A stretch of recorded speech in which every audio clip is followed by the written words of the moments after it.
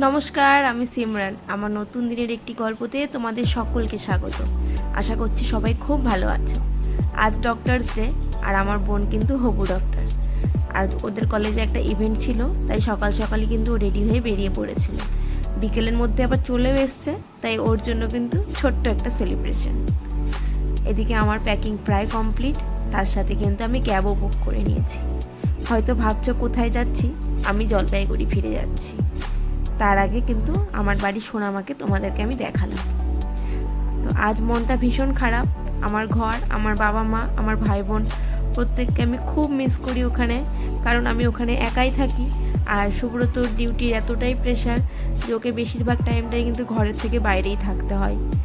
তো সেই সব কথা ভাবলে মাঝে মাঝে ভীষণ মনটা খারাপ হয়ে যায়।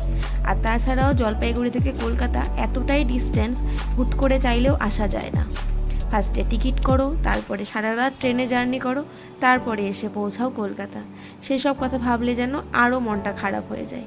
তবে এবার কিন্তু মনটা আমার একটু হলেও কম খারাপ, কারণ আমি পৌঁছানোর 5-7 দিন পরেই কিন্তু আমার মা, ভাই, আমার মাসিমণি সকলেই আসছে আমার কাছে ঘুরতে।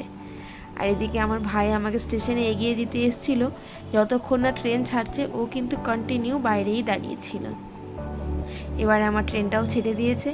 আজ আমার ট্রেন ছিল কাঞ্চনকন্যা এক্সপ্রেস, যা শিয়ালদা থেকে সন্ধ্যে 8:30টায় ছাড়ে। আর পরদিন সকাল 8টায় কিন্তু শিলিগুড়ি জংশনে ঢোকাবে।